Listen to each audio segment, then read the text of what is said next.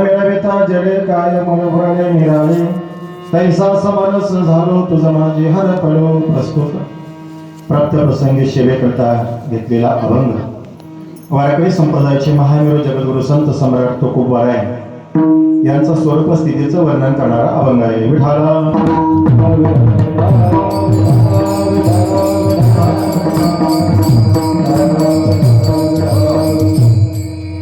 अभंगाच्या चिंतनाकडे येण्याच्या अगोदर अल्पाचा परिहार तो म्हणजे असा.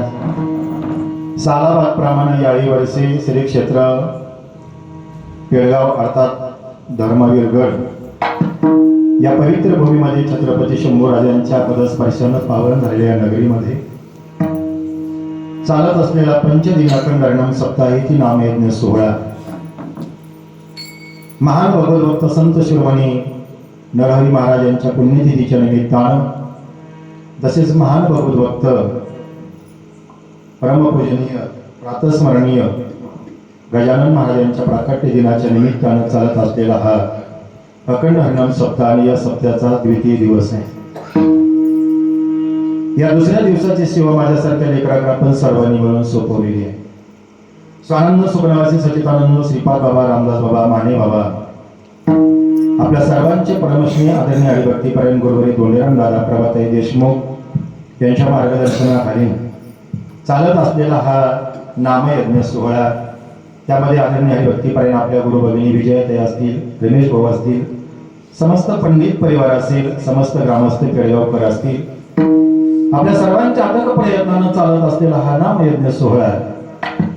तसेच या नामयज्ञ सोहळ्याला ज्यांची गायनाचे साथ आहे की अनेक वर्षापासून महाराजांची उपस्थिती या ठिकाणी असते. जवळजवळ शेगाव परीक्षार्थामधून या ठिकाणी महाराज 4-5 वर्षापासून 7-8 वर्षापासून मी त्यांना या ठिकाणी पाहतोय. आदरणीय भागवत महाराज लिंगणे ज्यांची काल सेवा झाली. तसेच आज माझ्या साथीला जी वारकरी शिक्षण संस्था आहे ती आपल्या सर्वांचे परमस्नेही आळंदी परिक्षेत्रामध्ये ज्यांनी सुंदर अशा प्रकारची मुलं घडवण्याचं काम केलंय. एक वारकरी संप्रदायामध्ये कालक्रमण करणारी ही जी मुलं आहे आणि यांना महाराज दिशा आणि दशा आणि त्यांची बदलण्याचं काम, संस्कार आणि शिक्षण देण्याचं काम त्यांनी केलंय. ते मृदंग सम्राट, मृदंग महामेरू, हरिभक्तीपरायण ठिकाणी नंदकुमार महाराज तोर अर्थात पाटील महाराजांचा पखावज ऐकण्याजोगा आहे आणि तुम्ही ऐकतच आहात. बऱ्याच वेळापासून पाहिलं पण असेल तुम्ही हे पखवाजामध्ये किती वजन असावं आणि पखवाजामध्ये वजन येण्याकरता अगोदर मनगटामध्ये वजन असावं लागतं. नुसतं मनगटात वजन असणारे सुद्धा लई येत मारत, पण साधना असावी लागते. म्हणून अतिशय गोड मृदंग ज्यावेळेस आपण कार्तिक वारीला जातो त्यावेळेस महाराजांचं गायन वादन आपण ऐकतो आणि अष्टपैलू व्यक्तिमत्व कीर्तनकार आहेत. तसेच आमचे नंदराज महाराज त्यांच्या एक संस्थेची खासियत आहे आणि वैशिष्ट्य आहे की जे अनाथ मुलं आहेत त्या अनाथ मुलांना ते मोफत शिक्षण देतात महाराज. आपण त्यांच्याकरता टाळ्या तरी वाजवल्या पाहिजे. 2 पाहुणे आपल्याला जेव्हा घालायचं म्हणलं तर विचार करावा लागतो. अनाथ मुलांना ते सांभाळण्याचं काम करतात आणि फार मोठं काम माऊलींच्या कृपेने त्यांच्याकडून होतंय, सद्गुरूंच्या कृपेने होतंय. आणि म्हणून खऱ्या अर्थानं आपल्या या कार्यक्रमाला ही संस्था मिळाली ही आपलं परम भाग्य आहे.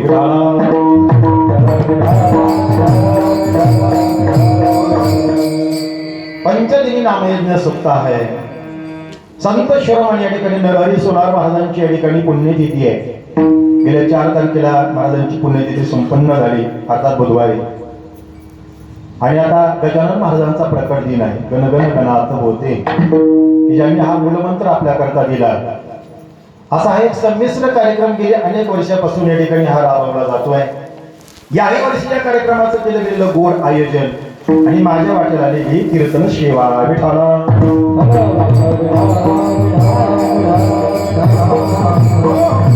नामयज्ञ सप्ताहाचा द्वितीय दिन आहे. आजच्या कार्यक्रमाच्या निमित्तानं श्रीगोंद्यावरून काही साधक मंडळ आहेत. रायकर बाबा आहेत, मुंडेकरवाडी असेल, पवारवाडी असेल, पंचक्रोशीतून काही साधक मंडळी आलेली आहेत. आपण सर्वजण खऱ्या अर्थानं या कार्यामध्ये सहभागी होण्याकरता उपस्थित झालेला आहात. वेळ आपल्याकडे संकल्पित आहे. जगद्गुरु तुकोबा यांचा अभंग आहे. लवण मिळविता जडे काय बुरले निराळे. अभंग अतिशय सोपा आहे, भाषा अतिशय सोपी आहे. लवण या शब्दाचा अर्थ होतो मीठ महाराज. लवण मिळविता जडे, मीठ जर पाण्यामध्ये टाकलं तर ते स्वरूपाला प्राप्त होतं.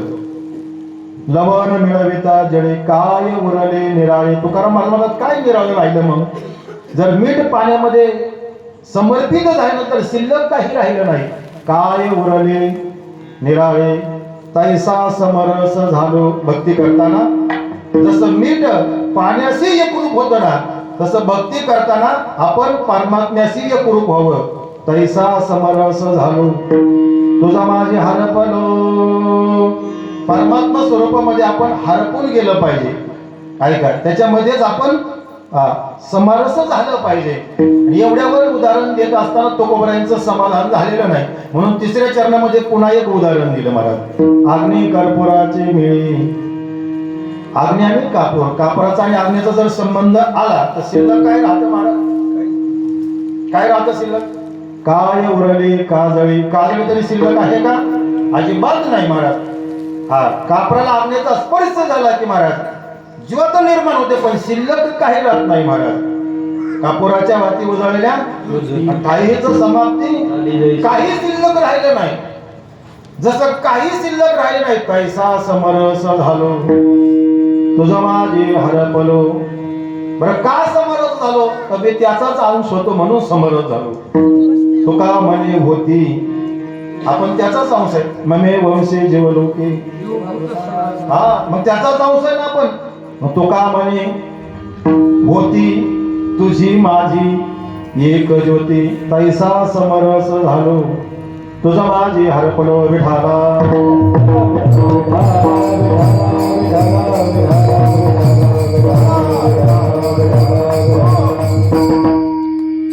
महान भगवत संत शिरोमणी नरहरी महाराजांच्या पुण्यतिथीचा हा सप्ताह आहे. गजानन महाराजांच्या प्रकट दिनाचा हा सप्ताह आहे. नरहरी सोनार महाराज म्हणजे वारकरी संप्रदायातलं महान व्यक्तिमत्व महाराज. अनेक संत संप्रदायामध्ये होऊन गेले, अनेक जाती धर्मामध्ये संत होऊन गेले, पण नरहरी सोनार महाराजांचा अधिकार फार मोठा आहे. आणि त्यांचीच पुण्यतिथी केली जाते महाराज. त्यांचीच अशा प्रकारचे महाराज पुण्यस्मरण होतं, पुण्यतिथी होते की जीवनामध्ये. बघा, साधूची पुण्यतिथीच आहे, जयंतीला लई महत्व नाही. बघा तुम्ही, ज्ञानोबरांच्या जयंतीला जेवढं महत्व नाही तेवढं ज्ञानोबरांच्या संजीवन समाधीला महत्व आहे. जगद्गुरु तुकोबरायांच्या प्राकट्यकरणाला जेवढं महत्व नाही तेवढं तुकोबरायांच्या बीजेला महत्व आहे. साधूच्या जेवढं येण्याला महत्व नाही, साधूचं तेवढं जाण्याला महत्व आहे. म्हणून येण्याला महत्व देवाचे आहे आणि महाराज देह ठेवणं ज्यांना, म्हणून पुण्यतिथी साधू संतांची. जयंती होत नाही असं नाही साधूची महाराज, होते, पण तेवढ्या प्रमाणामध्ये संपन्न किंवा साजरी केली जात नाही महाराज. देवाची जेवढी जयंती होते तेवढी साधूची पुण्यतिथी होत असते. आणि मग एक लक्षात घ्या, जयंती आणि पुण्यतिथी करत असताना देव आणि संत हे वेगळे समजू नका. देवते संत, देवते संत निमित्त त्या प्रतिमा. म्हणून ऐका, परमात्माच संत रूपाने अवताराला आलेला आहे. परमात्माच महाराज संतांच्या रूपाने अवतार घेतलेला आहे. ज्ञानोबा हे पांडुरंगाचाच अवतार आहे. लोपले ज्ञान लोपले ज्ञान जपी.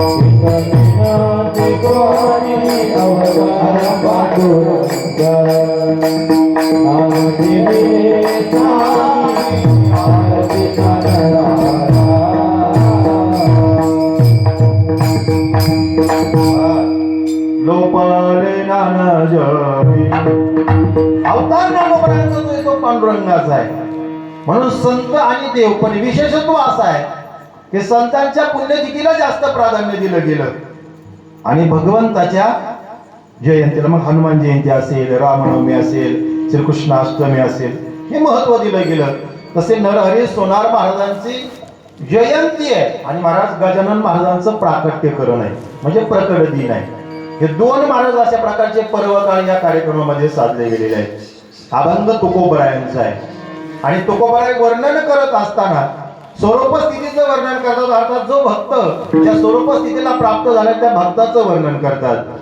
जर आपण भक्तीमध्ये जर पाहायला गेलं तर भक्ती करत असताना प्रत्येकाची भक्ती ज्याच्या त्याच्या महाराज पद्धतीनं आहे. पण एक वाक्य सांगून जातो, आपल्या मनानं भक्ती करणं हे महत्वाचं नाही, आपल्याला वाटत तसं भक्ती करणं हे महत्वाचं नाही. ऐका, शास्त्राला जशी मान्य आहे ना तशी भक्ती आपल्याकडून घडायला पाहिजे. कधी कधी असं होतं नंदराज महाराज आपण जी भक्ती करतो ती देवाला किंवा शास्त्राला मान्य आहे का नाही हे माहितीच नाही. म्हणून कधी कधी आपला चाललेला परमार्थ तपासून पाहिला पाहिजे आपण नेमका महाराज. आपण जी भक्ती करतोय ती देवाला आणि संत मान्य आहे का. कधी कधी तर मी असं बोलत असतो महाराज, आपण जी भक्ती करतोय ती शास्त्रात सांगितलेली आहे का नाही ती पाहावी. आणि ऐका, शास्त्रात जशी सांगितली तशी आपल्याकडून घडती का नाही हेही कधीतरी आपण पाहावं. हे पण आपण कधीतरी पाहावं. भक्तीमध्ये 4 प्रकार आहेत भक्तांचे महाराज. अर्थ, अर्थार्थी, जिज्ञासू आणि ज्ञानी. ज्ञानेश्वरी वर्णन करते पामर, विषयी, साधक आणि सिद्ध. सगळ्यांची भक्तीच आहे महाराज, पण पामराची वेगळी आहे, विषयीची वेगळी आहे, साधकाची वेगळी आहे आणि सिद्धाची वेगळी. महाराज थोडं सोपं बोलतो महाराज. शाळेमध्ये गेल्यानंतर आपल्याला 4 प्रकारचे विद्यार्थी पाहायला मिळतात. 1 बालवाडीचे विद्यार्थी, नंबर 2 मराठी शाळेचे विद्यार्थी, नंबर 3 प्रायमरी झाल्यानंतर माध्यमिकचे विद्यार्थी, नंबर 4 कॉलेजचे विद्यार्थी. काय काय पण बालवाडीचा विद्यार्थी त्याचा विषय वेगळा आहे, प्रायमरी जिल्हा परिषद त्याचा विषय वेगळा आहे, माध्यमिकचा विषय वेगळा आहे, कॉलेजच्या विद्यार्थ्याचा विषय वेगळा आहे. तसं परमार्थामध्ये पामर आहे, विषय आहे, साधक आहे आणि सिद्ध आहे. मग ऐका, जो पहिला बालवाडीचा विद्यार्थी याचा अभ्यास किती हो महाराज, नाही याच्यावर अभ्यासाचा ताण तरी किती महाराज, त्याची बुद्धी तेवढी महाराज.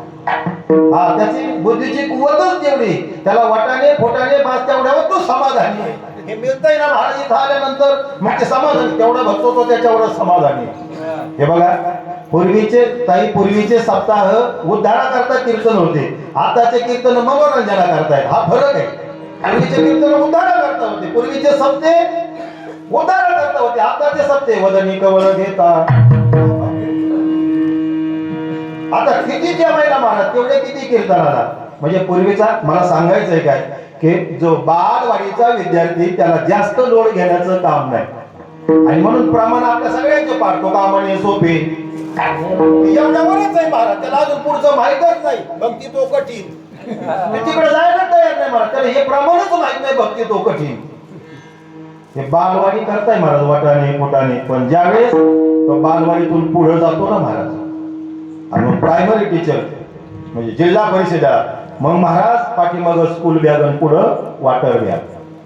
मग अभ्यासाचा बोजा वाढला आणि मग शिक्षकांचा ताण अभ्यासाचा वाढला. मग त्याला कळतं हे जरा अवघडच आहे, नसती माळ घातली तर.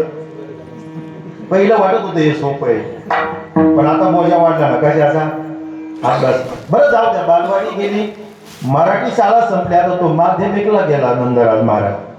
तिथं गेल्यानंतर त्याला तर वेगळाच अनुभव आला. तो म्हटला 8 तासामध्ये 8 शिक्षक बदलतात, प्रत्येक शिक्षकाचा अभ्यास वेगळा आहे. ऐका, प्रत्येक 35-40 मिनिटाला शिक्षक बदलतोय. आता दप्तराचा बोजा वाढला, शिक्षकही वाढले. त्याला वाटलं हे खरंच इथपर्यंतही बरोबर आहे, पण तो ज्यावेळेस कॉलेजला जातो ना त्यावेळेस त्याला 6 महिन्याचं 3 महिन्याचं सेमिस्टर येतो महाराज. 6 महिन्याच्या सेमिस्टरला 3 महिन्याच्या सेमिस्टरला पुस्तक लहान नाही, ज्ञानेश्वरी ग्रंथ एवढं पुस्तक येतं तेवढं 6 महिन्यातच क्लिअर करायचं. त्यामुळे हे जरा अवघडच आहे, नसतो पडलो याच्यात तर बरं झालं असतं. पारमार्थ करत असताना महाराज भक्ती ज्याच्या त्याच्या पद्धतीची महाराज, ज्याच्या त्याच्या कुवती नाही महाराज. अर्थात सगळ्यांची भक्ती वायाला जाणार नाही, केलेला परमार्थ वायाला जाणार, हे सात्विक कर्म आहे महाराज, घडणारच आहे, पुण्य घडणारच आहे. त्याला बालवाडीला जावं लागलं म्हणून तर माध्यमिकला आला ना तो महाराज, प्रायमरीला आला ना. एखादा म्हणे मला डॉक्टर व्हायचंय पण मी बालवाडीला जाणार नाही, मी माध्यमिकला जाणार नाही, मी प्रायमरीला जाणार नाही. तुला जर डॉक्टर व्हायचं ना, तुला कोल्हा बाबा सांगायचे प्रायमरीला जावं लागेल, जावंच लागेल महाराज. तसं बालवाडीच्या विद्यार्थ्याचा अभ्यास वेगळा आहे, प्रायमरीच्या विद्यार्थ्याचा अभ्यास वेगळा आहे. ऐका, माध्यमिकच्या विद्यार्थ्याचा अभ्यास वेगळा आहे आणि कॉलेजच्या विद्यार्थ्याचा अभ्यास वेगळा आहे. मग ऐका, पहिला अर्थ आहे महाराज, अर्थाचा विचार जास्त करू नका, अर्थार्थीचा विचार जास्त करू नका, पण तिसऱ्याचा विचार आपल्याला करावा लागेल. कै मे उद्धार पावे,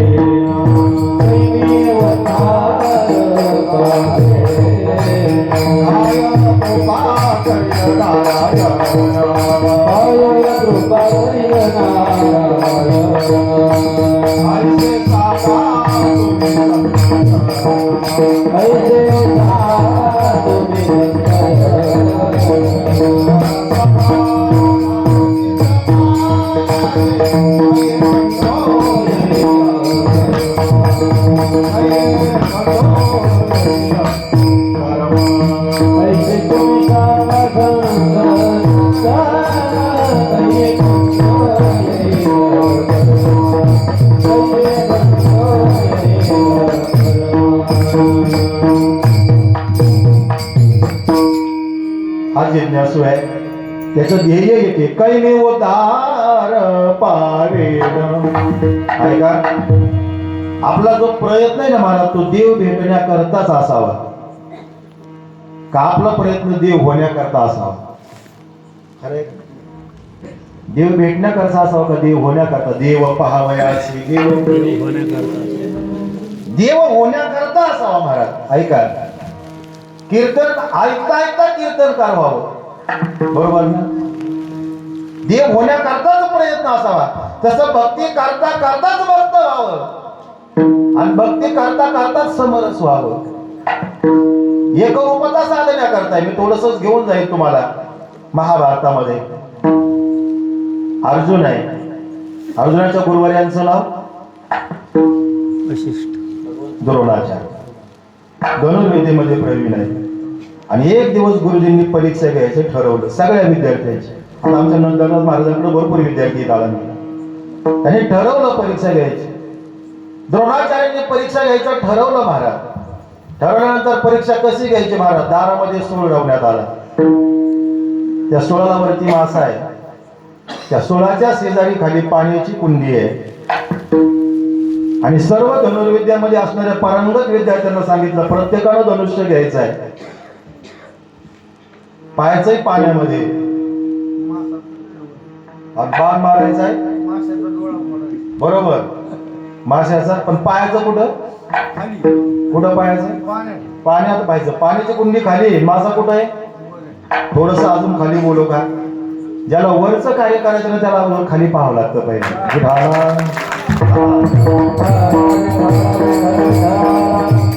मला काय म्हणायचं तुम्हाला कळलं? ज्याला उच्च दर्जाचं काम करायचं ना त्याला अगोदर नम्र व्हावं लागतं. नम्र झाला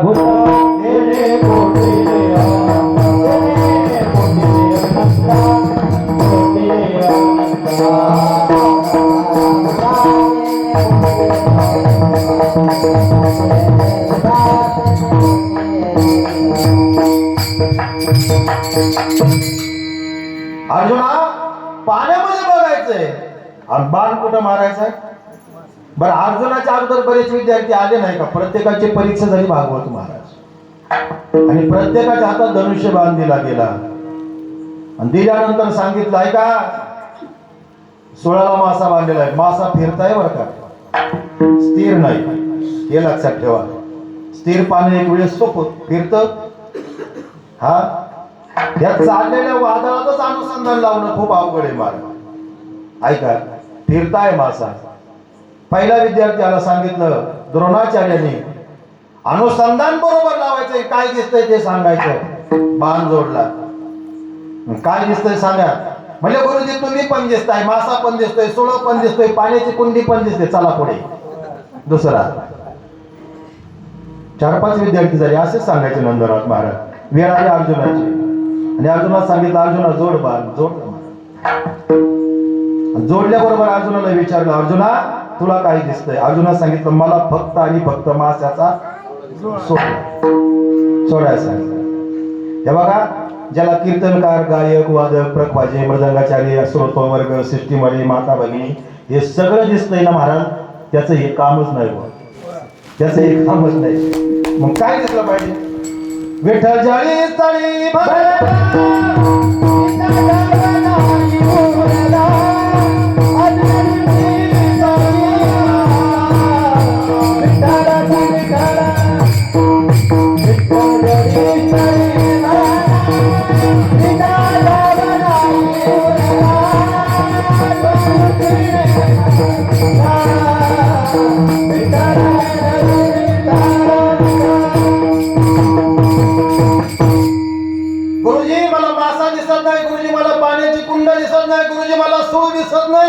गुरुजी मला तुम्ही पण दिसत नाही. आता तैसा समरस आता गुरुजी सुद्धा दिसत नाहीत महाराज.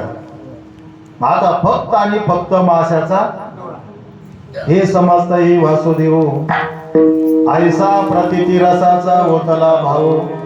बस अर्जुनाला फक्त आणि फक्त माशाचा डोळा दिसत होता महाराज.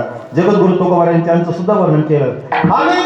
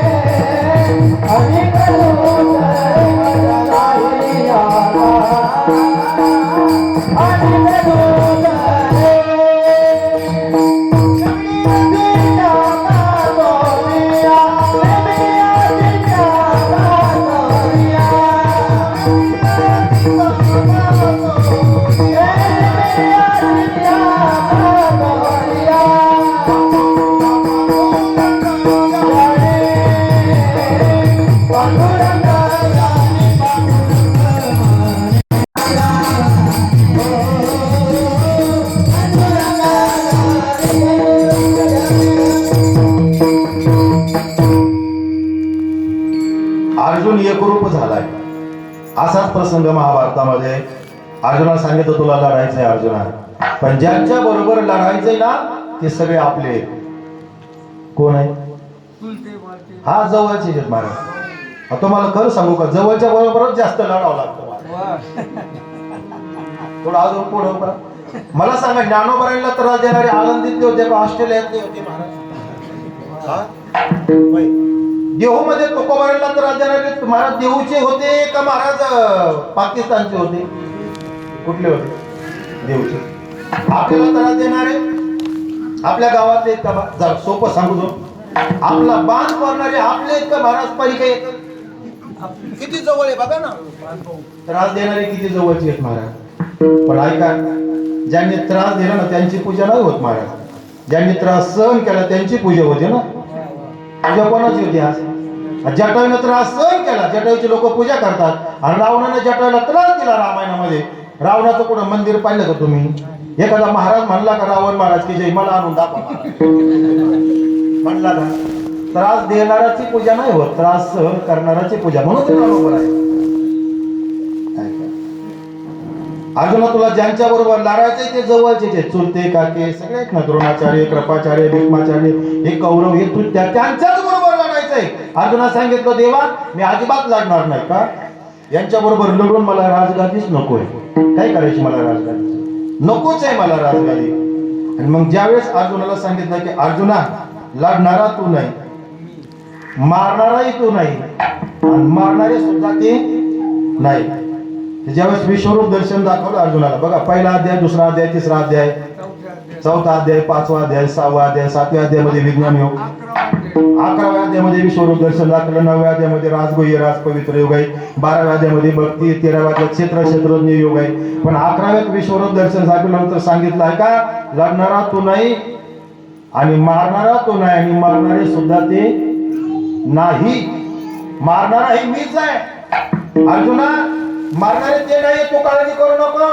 स्वरूप स्थितीचं दर्शन सांगितलं, लवण मिळविता जळे. अर्जुना तुझे तत्वदृष्टीनं पाहतोय ना, तुझे देहदृष्टीनं पाहतोय ना अर्जुना.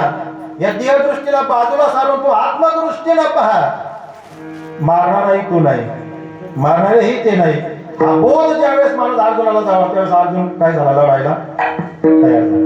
आता जोपर्यंत आपला देहभाव शिल्लक आहे ना तोपर्यंत आपल्याला या सगळ्या गोष्टी, देहभाव जोपर्यंत शिल्लक आहे, बघा देह आलं की कर्म येतं, कर्म आलं की पाप पुण्य येतं, आणि पाप पुण्य आलं की सुख दुःख येतं. विठाला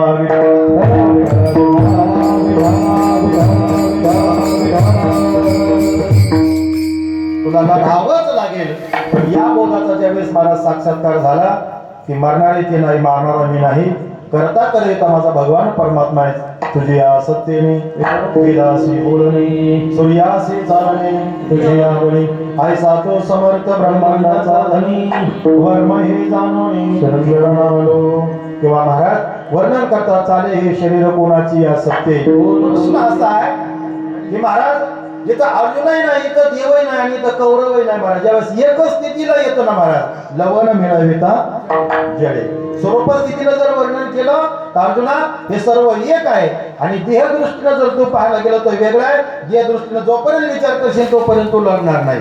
आणि मला असं वाटतं अर्जुन लढत नाही, अर्जुन युद्धाला प्रवृत्त होत नाही, म्हणून तर गीतेची निर्मिती. अर्जुनाचे निव्याजे गीता प्रकाश श्रीराजे, संसारा एवढे थोरवजे फेडले या जगाचे. अर्जुन कर्म करत नाही म्हणून गीता आहे. म्हणून गीतेमध्ये 3 सिद्धांत आहेत. गीतेमध्ये कर्म आहे, गीतेमध्ये उपासना आहे, आणि गीतेमध्ये ज्ञान आहे. भागवतामध्ये ज्ञान आहे, भागवतामध्ये वैराग्य आहे, आणि भागवतामध्ये भक्ती आहे. ऐका, दोनही ग्रंथांचं वर्णन आलंय महाराज. गीता कर्म, उपासना आणि ज्ञान वर्णन करते, आणि भागवत भक्ती, ज्ञान आणि वैराग्य. थोडं खाली येऊन बोलतो, ज्याला जीवनामध्ये कर्म चांगलं करायचं त्यांनी गीतेचं अवलोकन करावं, आणि जीवनामध्ये ज्याला भक्ती चांगली करायची त्यांनी भागवताचं अवलोकन करावं, आणि ज्याला हे दोन्ही करायचं त्यांनी गीता भागवत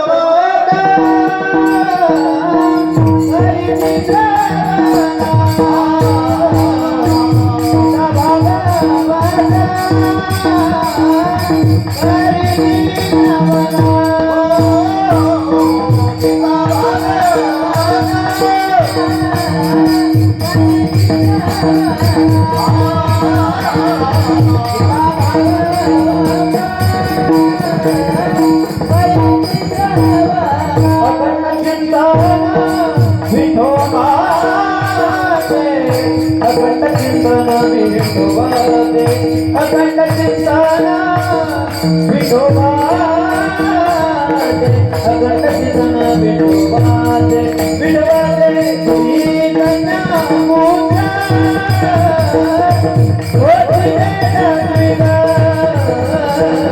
तुम्ही कन्या मोठ्या,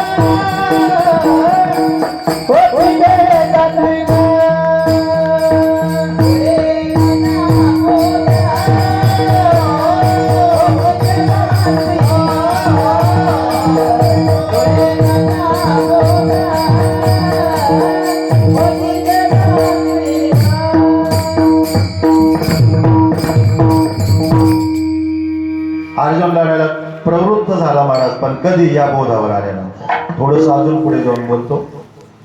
ज्यावेळेस रामायणामध्ये मारुतीरायांना विचारलं होतं प्रभूजीने तुम्ही कोण आहात, परिचय देत असताना महाराज आपल्याला आपला परिचय देता आला पाहिजे.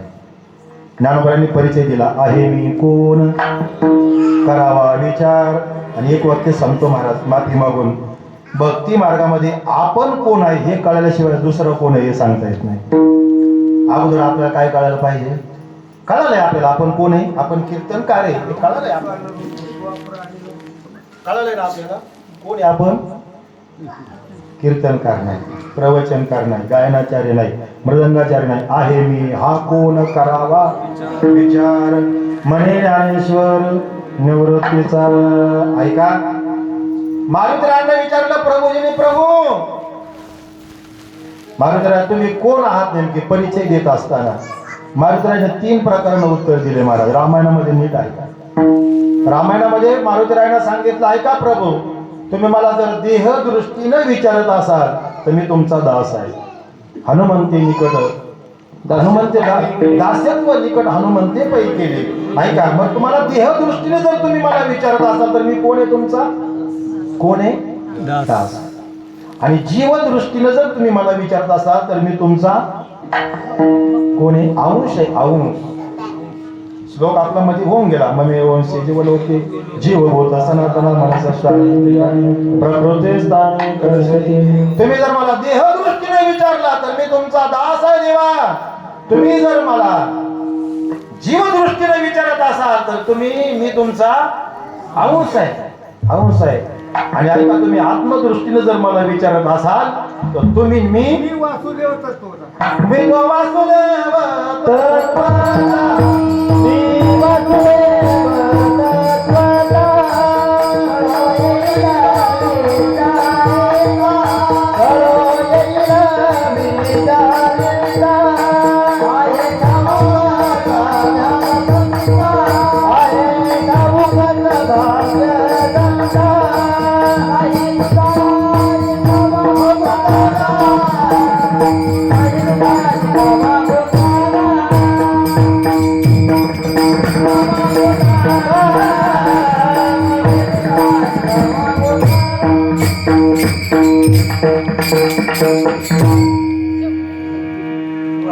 आपण जर हा होतच तो तर महाराज वेगळे का झालो.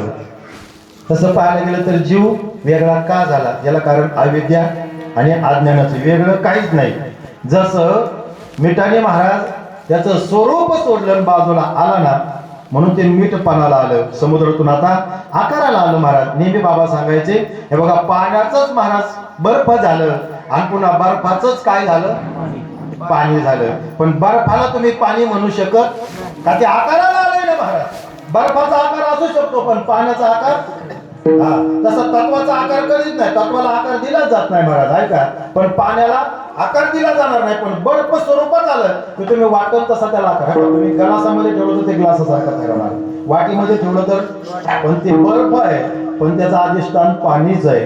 पाण्याचंच बर्फ झालं आणि काही काळाने बर्फाचंच पाणी झालं. तसं महाराज ऐका, पाण्याचंच मीठ झालं आणि पुन्हा मीठ पाण्यात गेल्यानंतर हा लवण मिळविता, तसा जीव हा त्याचाच अंश आहे महाराज.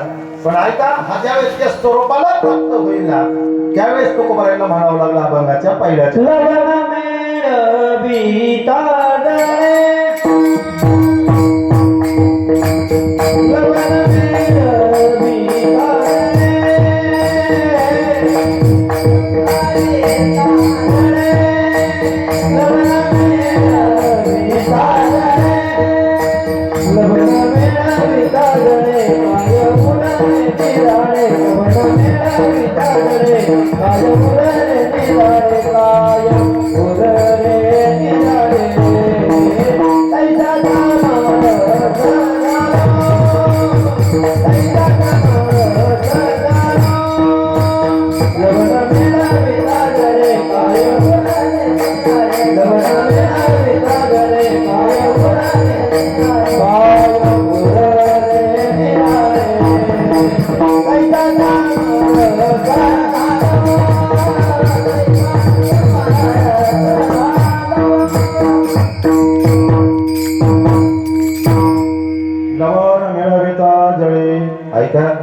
मी जोपर्यंत शिल्लक ठेवून आम्ही भक्ती करतो ना, मी कोणीतरी महाराज मग काही असू द्या उपाधी कोणती पण असू द्या, हे जोपर्यंत आपण ही शिल्लक ठेवून करतोय ना तोपर्यंत आपण वेगळीच पण ही बाजूला ठेवून तुम्ही बघा महाराज, कीर्तनकार, प्रवचनकार, गायनाचार्य, मृदंगाचार्य हे सगळं सोड. एक बघा, नदी जोपर्यंत नदी आहे ना महाराज तोपर्यंतच ती नदी, ज्यावेळेस सागराला जाऊन मिळाली आता नदी का महाराज, तुका म्हणे गंगा सागर संगमी. आता ती जर महाराज सागराला मिळाल्यानंतर नदी म्हणून शिल्लक राहत नाही, आणि असतील तरी महाराज ती पाण्याच्या रूपाने शिल्लक आहे, पण आता नदी कुठे तिला उपाधी कुठे दाखवतोय ते महाराज. तसं आपण जरी आता शिल्लक राहिलो तो स्वरूप स्थितीनं असलं पाहिजे. अगरबत्ती जळून जाते महाराज, काळी जळून जाते, पाठीमागे काय राहतो, सुगंध राहतो. सुगंध दिसतो का, नाही दिसत, पण 10 मिनिटांनी जरी एखादा ग्रस्त आला तरी सुगंध आल्यानंतर तो सांगतो इथं काय लावलं होतं, अगरबत्ती. कशावरून सांगतो, सुगंधावरून सांगतो. सुगंध आहे म्हणून अगरबत्ती लावली होती. अगरबत्ती आता पाहायला मिळत नाही. तुम्ही तुमचं स्वरूप जरी महाराज, तुम्ही तुमचं देहदृष्टीनं जरी बाद झाला तरी आत्मदृष्टीनं तुम्ही आहातच ना. अगरबत्ती काडीच्या रूपाने जळून गेलेलीच आहे, पण ती महाराज सुगंधाच्या रूपाने शिल्लक आहे. मरावे परी गेले दिगंबर ईश्वरी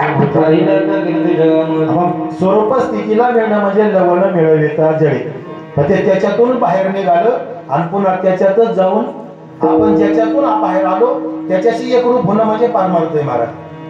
ज्याचा आपल्याला विसर पडला त्याची आठवण करणं म्हणजेच पारमार्थ आहे, वेगळं काय. आणि विसरलोय म्हणून तर आठवण करावं लागते. जर विसरलोच नसतो तर काय करावं लागतं. एका गावामध्ये सप्ताह चालला होता, रायकर बाबा, आणि सप्ताह चालू होता.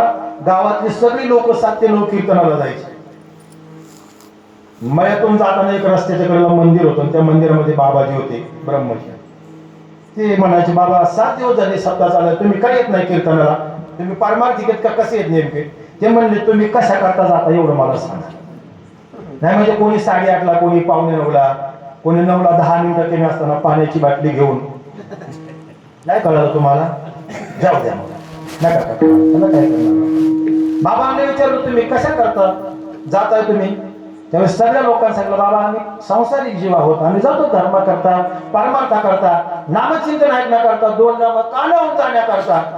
एवढे उत्तर दिल्यानंतर आम्हाला या प्रपंचामध्ये देवाचा विसर पडतो, म्हणून देवाची आठवण यावी म्हणून आम्ही जातो कीर्तनाला.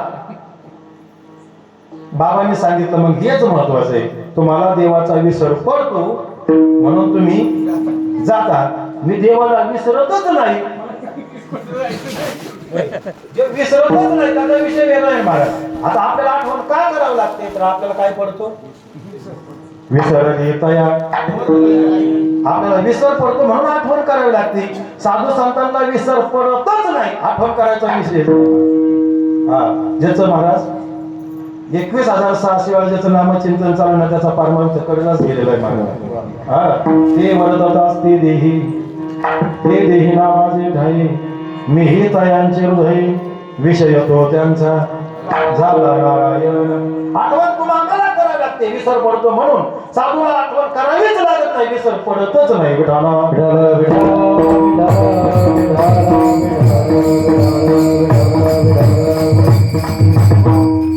मी कोण आहे, जसं मीठ याचा अधिष्ठान महाराज पाणीच आहे.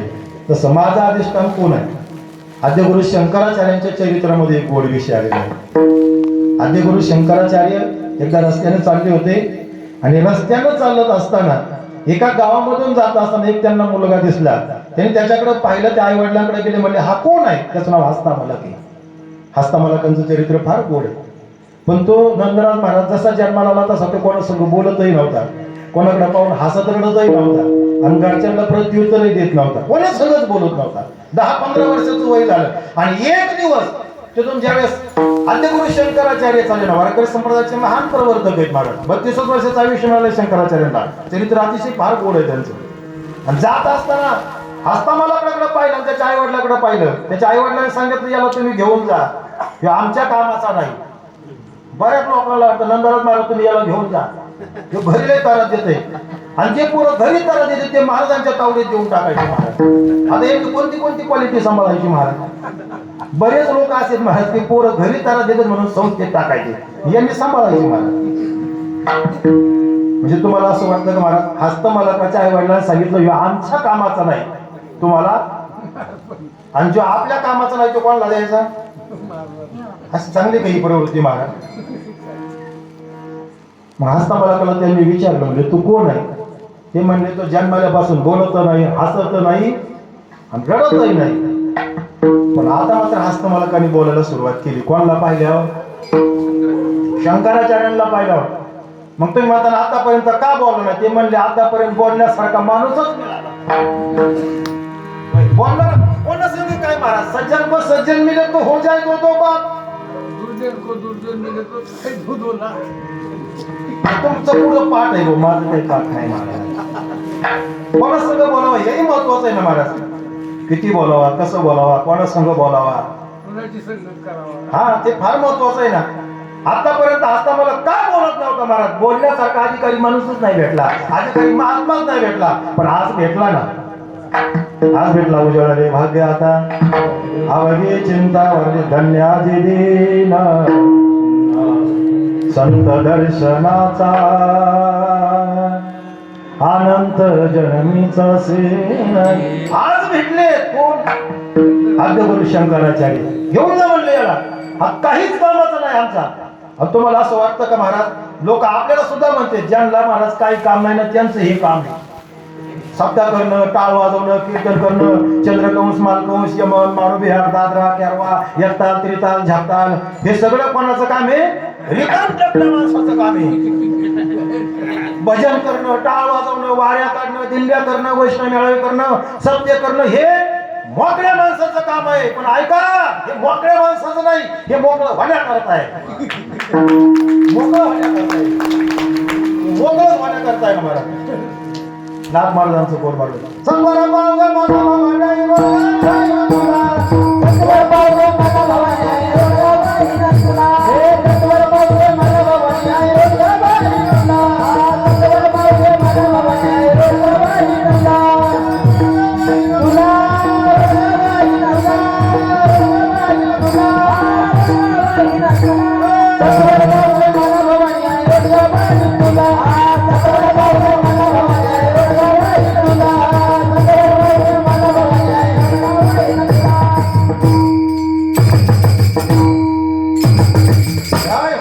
ऐका, हे मोकळं होण्याकरता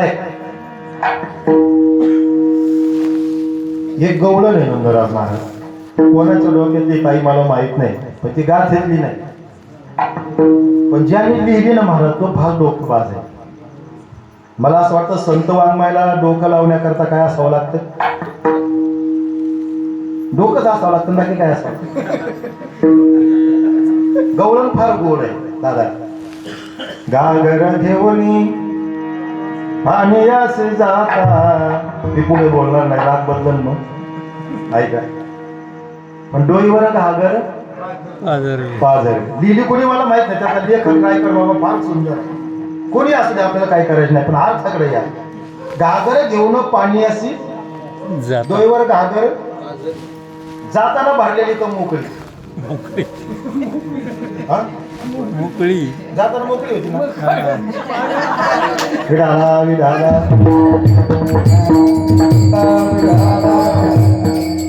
बाबा म्हणते जाताना घागर कशी आहे मोकळी.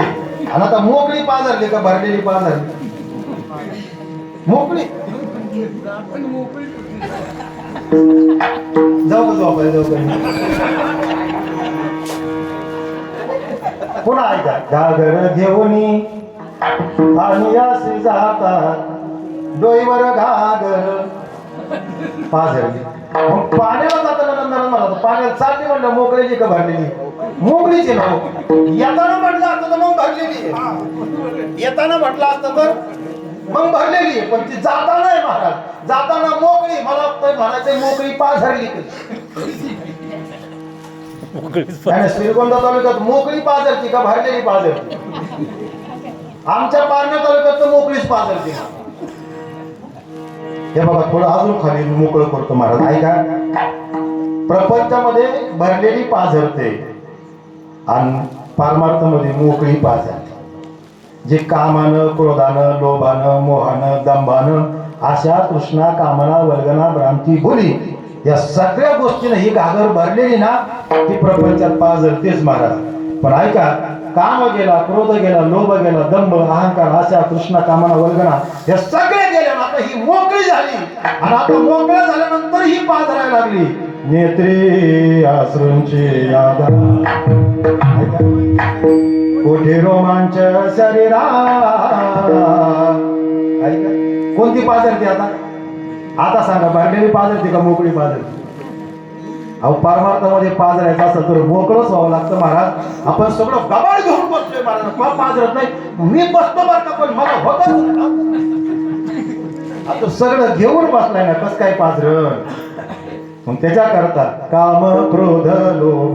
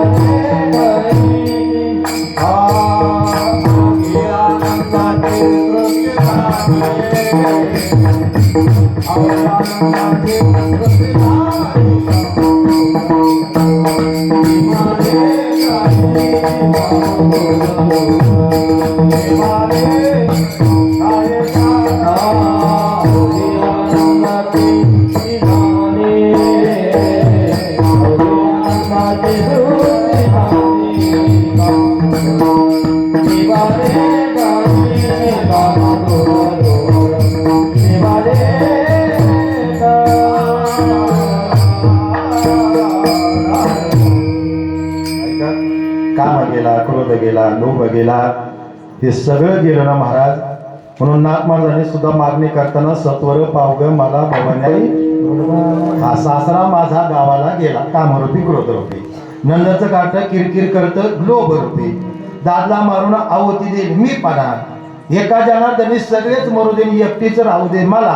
ही झाली मोकळी घागर. ती घागर नाही, ही 3.5 हाताची घागर. ही मोकळी झाली आणि मग पाझरायला लागली नेत्रे. आणि मग आता गवळण देणारी बरोबर गेली की नाही. घागर घेऊन पाणी असे जाता. आता मोकळीच पाझरली. मोकळं झाल्यावर पाझरत असतो महाराज. आणि मग मोकळं व्हायला शिका. मोकळं व्हायला शिका म्हणजे सगळं सोडायला शिका महाराज. ताईसा समरस झालो तुझा माझे हरपलो. महाराज जशी गंगा समुद्राला जाऊन मिळते. गंगा जोपर्यंत समुद्रापर्यंत जात नाही तोपर्यंत गंगेचं वाहन चालू आहे, प्रवास चालू आहे. तोपर्यंत गंगा ही गंगा रूपाने शिल्लक आहे, नदी नदी रूपाने शिल्लक आहे. पण ज्या दिवशी ज्या स्थितीला ज्या परिस्थितीला ते सागराची एकरूप होते ना तिचं वाहनही थांबतं आणि ऐका तिचं नावही संपतं. तसं आपण मला स्वस्वरूपाशी तादात्म्य साधलं की आपलं नावही राहत नाही, आपला प्रवासही थांबतो महाराज. तैसा समरस झालो तुझा माझे हरपलो. याचं उदाहरण देत असताना जगद्गुरु तुकोबांनी अजून एक फार गोड उदाहरण दिलं. अग्नी करपो राजे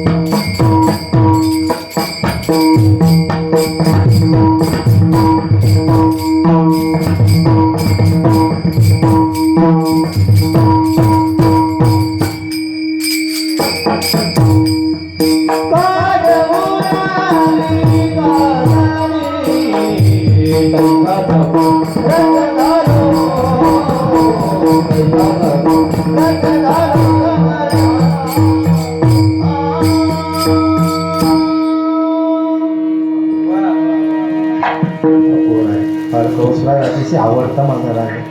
गोड राग आहे. तैसा समरस जगद्गुरु शंकराचार्याने विचारला, हा मुलगा तुमच्या कामाचा नाही, चालतो आपण तिथून गेलो गवळण इकडं आपण ऐका, हा आमच्या कामाचा नाही, तुम्ही घेऊन जायला. आई वडिलांनी सांगितलं. त्याला विचारलं तू कोण आहे? त्यावेळी त्यांनी सांगितलं स्वतःचा परिचय, शिवोहम शिवोहम. आता बोलण्यासारखा माणूस आला म्हणूनच बोलला ना, कोणाला काय सांगावं महाराज.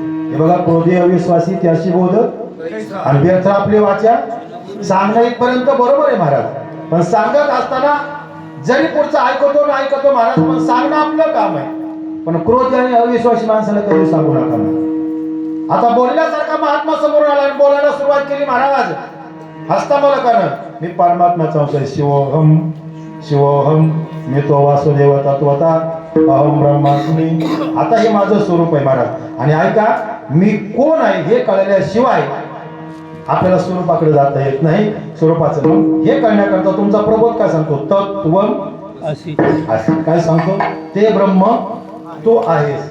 ऐका, अष्टावक्र नावाची गीता आहे, आपण ऐकले. आणि जनक राजा आहे. जनक राजाच्या दरबारामध्ये ज्यावेळेस अष्टावक्र आले, जनकाला स्वप्न पडलं होतं महाराज. अष्टावक्र गीतेमध्ये फार गोड प्रसंग आहे. आणि स्वप्न असं पडलं होतं की मी स्वप्नामध्ये भिकारी झालो आणि महाराज भिक्षा मागायला गेलो, पण गावातल्या कोणत्याच माणसाने काही नाही केली, भिक्षा दिली. हे स्वप्न पडलंय. आता हे स्वप्नच आहे महाराज, स्वप्न खरं नसतंच. भागवत महाराज स्वप्न खरं नाहीच आहे.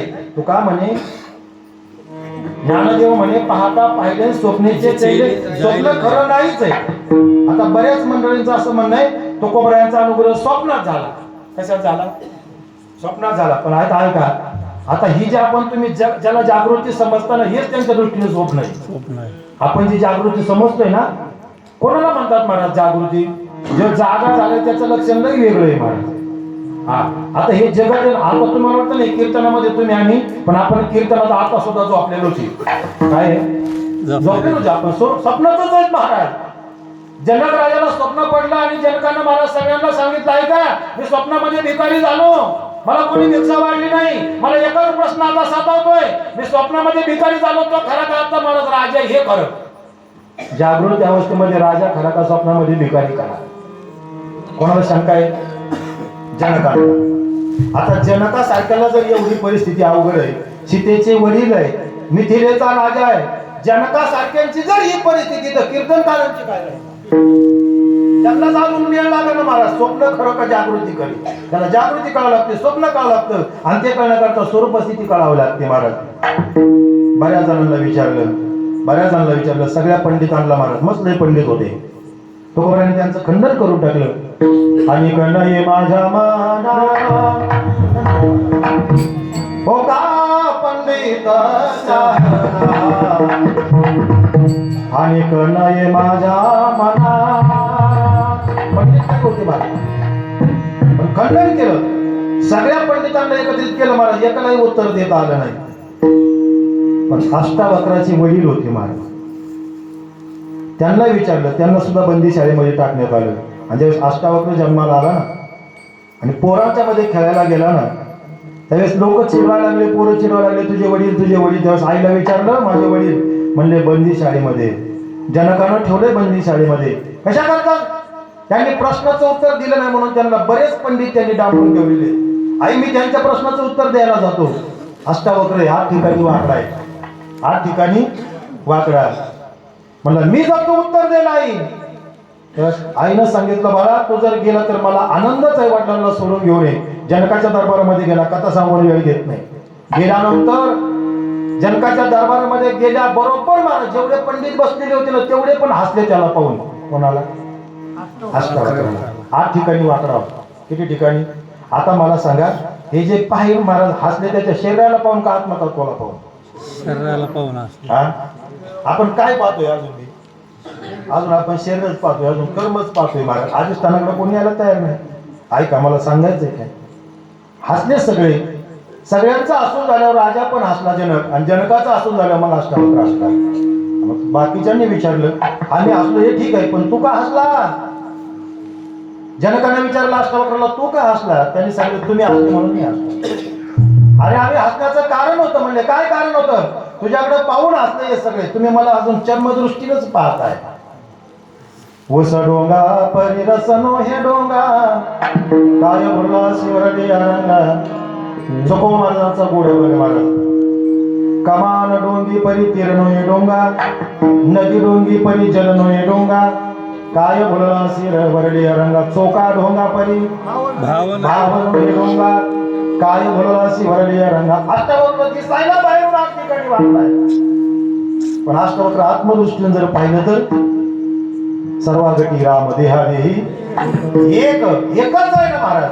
माझ्याकडे बघून तुम्ही हसले ना, मला तुम्ही अजून देहबुद्धीनंच पाहताय, आत्मबुद्धीनं पाहिलेलं नाही. आणि ऐका, तुम्ही जर मला देहबुद्धीनं पाहत असाल तर सगळं तुम्ही चर्मकार आहे, चामड्याची पारख करणारे, आत्मतत्वाची पारख करणारे नाही. तुम्हाला कोणी केलं पंडित? उत्तर आहे अष्टावक्राचं. अष्टावक्र गीता फार गोड आहे महाराज. मग त्यांनी सांगितलं, ऐका माझे 2 प्रश्न, तेवढ्या प्रश्नाचं उत्तर द्यायचंय. म्हणले देत आलं तर देईल. म्हणले बोला काय प्रश्न आहे? म्हणले माझा पहिला प्रश्न आहे, मी स्वप्नामध्ये राजाचा भिकारी झालो, मग मला तो भिकारी खरा आहे का आता मी राजा खरा एवढं सांगा. अष्टावक्राने सांगितलं भिकारी सुद्धा खोटा, आणि आताचा सिंहासनावर बसलेला राजा सुद्धा खोटाच. सिंहासनावर बसलेला राजा सुद्धा खोटाच. ऐका कीर्तनकार सुद्धा म्हणा मी आहे ना म्हणा. आपण महाराज स्वरूप स्थितीनंच पाहत नाही, आपण कर्मानं पाहतो. श्रीपाद बाबांचं एक वाक्य होतं, गाय काय खाते त्याच्याकडे बघू नका, काय देते दादा ते सांगायचे. गाय संध्याकाळी देताना दूध देते, सकाळी खाताना हिरवड करते, पण पाहे पा दूध पवित्र आणि गोड. गायनं काय खाल्लं ते बघू नका ना, गाय काय देते ते बघा. कर्म जर कुठपर्यंत जरी पाहत गेलं तरी मेळ बसणार नाही. अधिष्ठान सर्वांचं एक आहे, सर्वांचे जे अधिष्ठान त्याची माझे रूप पूर्ण.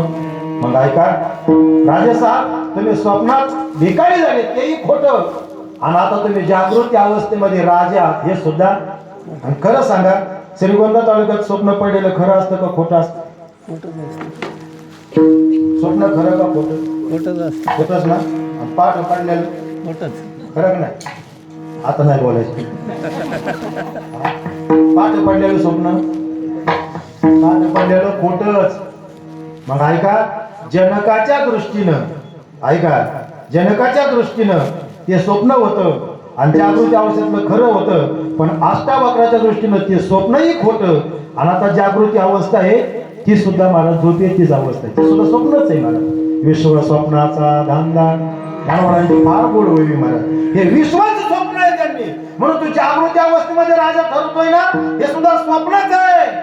आणि मग खरं सांगू का, ज्याला खरा जो जागा झालाय ना महाराज, त्याच्या दृष्टीनं हे जगत काय आहे? खरं आहे का खोटं आहे? खोटं आहे की नाही? जो जागा झालाय त्याच्या दृष्टीनं जगत खोटं, आणि जो अजून स्वप्न त्याच्या दृष्टीनं हे जगत खरं. म्हणून म्हणतात तुकोबरायांचा अनुभव स्वप्नातच आहे. म्हणून स्वप्नातच आहे, चुकीचं अजिबात नाही. पण असं स्वप्न जे जागा झालाय त्याच्याकरता हे वाक्य आहे. कोण जागा झालाय? ऐका, एक सोपं उदाहरण सांगतो. बालवाडीचं पोरगं होतं, दुसरी तिसरीचं पोरगं होतं. 5 रुपयाचा डॉलर घेतला, टपरीवर गेलं, 500 रुपयाची नोट घेऊन पाठीमागं आलं. नोट खेळायची आहे आणि दिलेला डॉलर खरा आहे. भागवत महाराज, आता मला सांगा, त्या पोराने 5 रुपयाचा डॉलर दिला, तो खरा का खोटा? खरा होता. आणि 500 रुपयाची नोट घेऊन आला, ती खरी का खोटी? हा, कशी होती? खोटी होती. यांनी खरं दिलं आणि काय आणलं? खरं दिलं आणि काय आणलं? झोपायला जाऊ का? 5 रुपयाचा डॉलर खरा दिला आणि 500 रुपयाची नोट. आपला व्यवहार कसा चालला? कसा चाललाय ना? चलो द्या. आपण खरं घेऊन राहिलोय आणि खोटं घेऊन राहिलोय, तरी आपल्याला अजून मेळ बसना. ऐका, तो जागा झालाय ना, त्याच्या दृष्टीनं स्वप्न खोटं आहे. आता जागा, आता जागा, आता जागा रे बाई नो जागा. आता जागा, जागा, आता जागा, जागा, आता जागा रे बाई नो जागा. आता जागा, जागा, आता जागा रे बाई नो जागा. आता जागा, आता जागा रे बाई.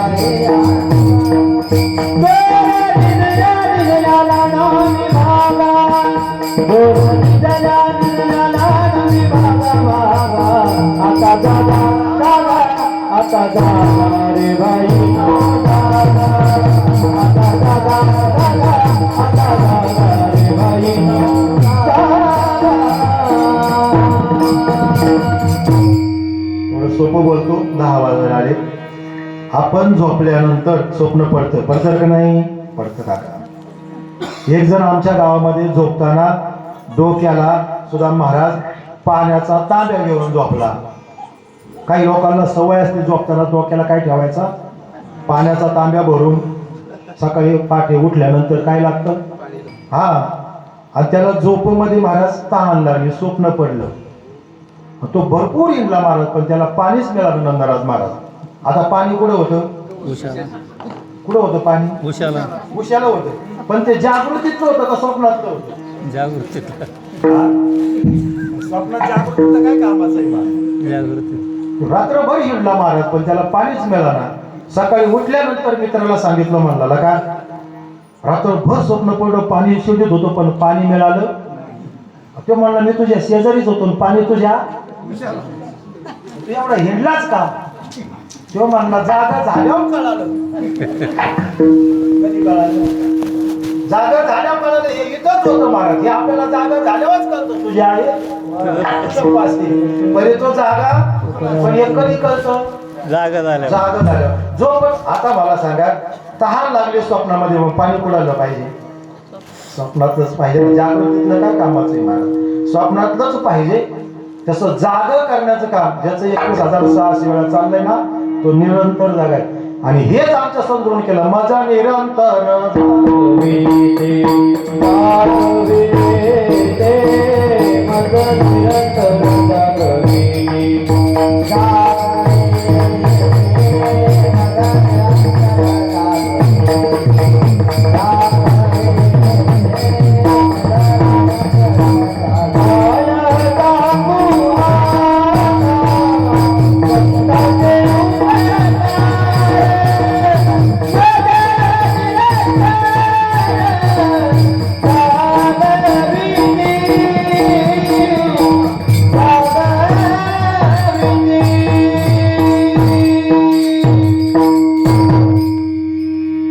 निरंतर जाग म्हणजे प्रत्येक श्वासाला चिंतन, याला म्हणायचं निरंतर. प्रत्येक स्वराला चिंतन. ते झोपला तरी चालू, तो जागाच आहे स्वरूपाच्या ठिकाणी. माझं निरंतर जागविती.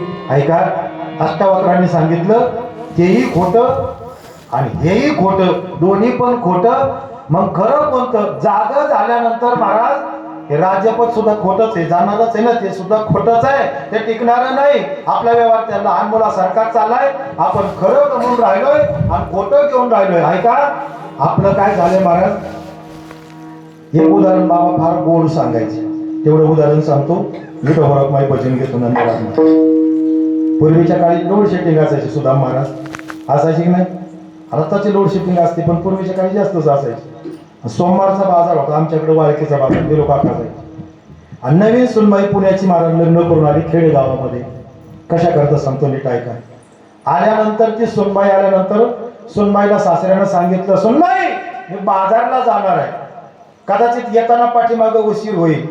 आज सोमवारचा दिवस आहे आणि मला सोमवार असतोय, मला सोपास सोडताना दिवस चालू लागतोय. लाईट जर कदाचित गेली तर मला येईपर्यंत कंदील लावून ठेवा. आता सुनबाई जरा शहरातलीच होती, सुशिक्षित होती महाराज. नाही मामाची काळजी करू नका, मी कंदील लावून 5 वाजले 6 वाजले, मामा काय बाजारावर आले. 7 वाजले, अंधार पडायला लागला. सुनबाईनं कंदील काढला, काच पुसली आणि कंदील रायकर बाबा लावून ठेवला. लवकरच लावून ठेवला. 5, 5:30, 6लाच लावून ठेवला. काचही पुसून लावून ठेवला. पण सुनबाईला एवढं कळलं नाही की वाद किती ठेवायची. काय हे अजून बऱ्याच जणांना कळलं वाद किती ठेवायची. हा लई कीर्तनाला गेले म्हणजे लई मोठी वाद. मेळा वेळा द्यायलाच नाही म्हणजे तिचीच लई वाद. या वाद ठेवण्याचा सुद्धा अंदाज आहे महाराज. हो लई महाराजाच्या मागे बॅग घेऊन म्हणलं लई मोठी बॅग. असं नाही काय बघा. वाद म्हणजे गुलाबाबा काय सांगायचे, हळूहळू ती ना बघायची होती, हळूहळू चाला. कोणी कोणाशी ना पारमार्थ पाळण्याचाही नाही, भक्ती मार्ग धावणाऱ्याचा बी नाही, उभं राहणाऱ्याचा बी नाही, हळूहळू चालणाऱ्याचा. जे विठाला विठाला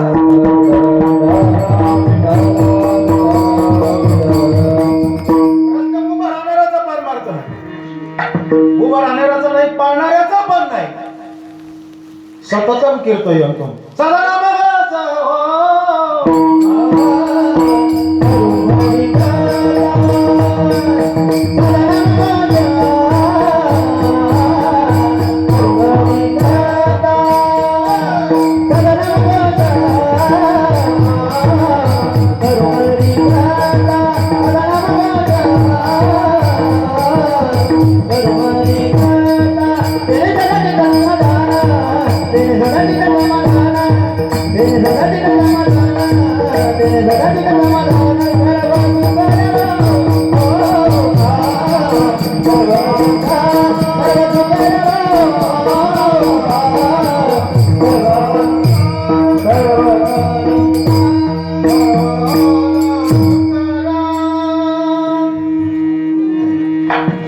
सदा नामघोष. पळणाऱ्याचा नाही, उभा राहणाऱ्याचाही नाही. सततम कीर्तन तो म्हणजे सतत. ऐका एक उदाहरण बोलतो. एखाद्या दगडाला जर छिद्र पडायचं असेल, खड्डा जर पडायचा असेल ना भागवत महाराज, तर त्याच्यावर 50,000 लिटर पाणी आणून एकदम ओतलं बुवा, पडेल का खड्डा दगडाला? पडेल का? नाही. पण आता ऐका, ते 50,000 लिटर पाणी जर गळतीच्या रूपानं त्याच्यावर लावलं आणि सारखं जर चालू राहिलं सतत सतत सतत, एक दिवस त्या दगडाला काय पडेल? मग हे हळूहळू चालाच आहे बुवा. ह्यो काय करतो, एकदाच वर्षातून महाराज डायरेक्ट 10,000 आणून टाकतो पाणी, परत काय नाही बघायचं. तसलं नाही. सततम कीर्तन तुम सदा नाम घोष करू आधी का लावून ठेवला कंदील. ऐका मी चालतो आपण, पण कंदिलाची वाद किती ठेवायची कळालं? 8 वाजले 8:30 वाजले 9 वाजता मामांजी बाजारावर आले. सुनबाई घरात अंधार, उपास सोडायचाय, सांगून गेलतो कंदील चालू ठेवा, लावून ठेवा. मामांजी 4 वाजता लावून ठेवलाय. काय लावून ठेवलाय 4 वाजता कंदील? मग दिसत कसा नाही? थांबा मी कार्याची पेटी आणते. काय बघायला? बघा आता रमेश भाऊ, हिजलेला कंदील बघायचा आहे का लावलेला बघायचा? कोणता बघायचा? लावल्याचा कंदील बघायला काड्याची पेटी लागत असते तो लावलाय का? अवघड रे देवा, लावलेला आहे का? लावलेलाच आहे, पण आलंय काय? काजळी आली. लावलेलाच आहे तो, पण आता सगळी काजळी आली, त्याला काय करावं महाराज? कधी लावून ठेवला? 4 वाजता लावून ठेवलाय. मग लावलेला कधी जर बघायला पुन्हा गाड्याची पेटी लागत असेल तर तो लागलेला आहे पण काय आलेली आहे. बस बाबा म्हणायचे काजळी जवळ करणं म्हणजे पार मारते. पाण्यावर आलेलं शेवट बाजूला करणं म्हणजे पार मारते महाराज. तुमचा आमचा आज्ञान दूर होणं म्हणजे पार मारते वेगळं करणं. आणि म्हणून ऐका कंदे लावलेलाच होता फक्त वाट किती ठेवायची हे कळालं नाही. बऱ्याच जणांनी कंदे लावलेलेच आहेत हे महाराज पण वाट किती ठेवायची हे समजून घ्या आपल्या गुरुकडून महाराज. आपल्या सद्गुरूकडून समजून घ्या. व्यवस्थित जर वाट ठेवली तर बरोबर आहे नाही ठेवली तर तीच वाट त्याला झाकून टाकली कशाला काय आली. मग काजळी पुसली आणि मग कळालं काय कळालं ते तुकाराम महाराज शेवटच्या चरणामध्ये तुका म्हणे होती तुका म्हणे होती तुका म्हणे होती तुका म्हणे होती तुका म्हणे होती तुका म्हणे होती तुका म्हणे होती तुका म्हणे होती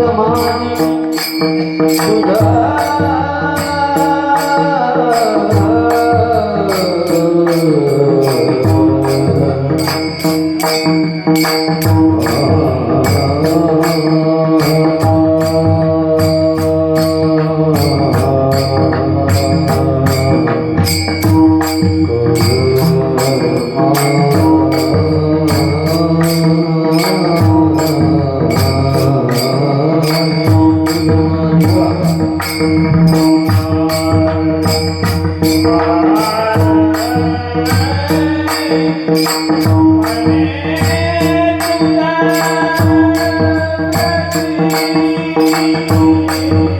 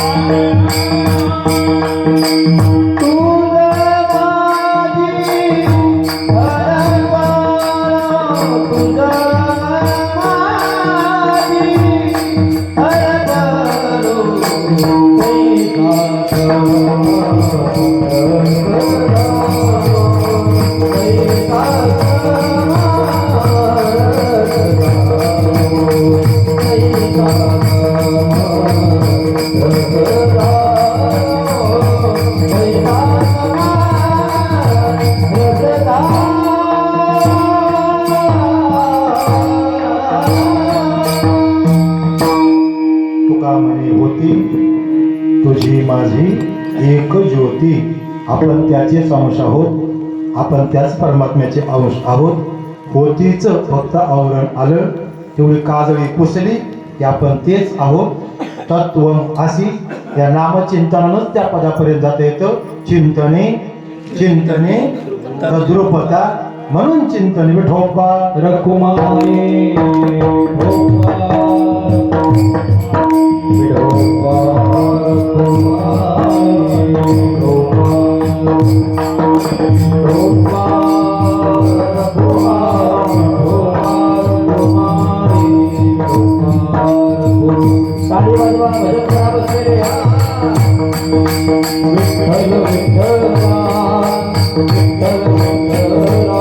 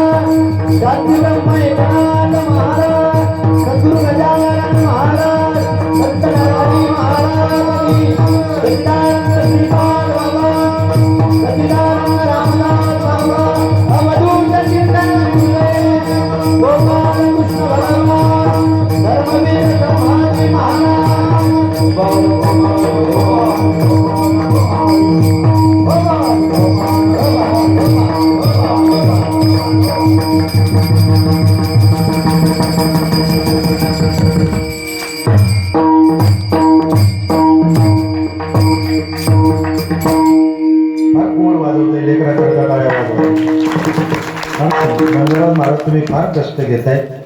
अहो ही चिखलाची गोळी घडवणं सोपं नाही महाराज.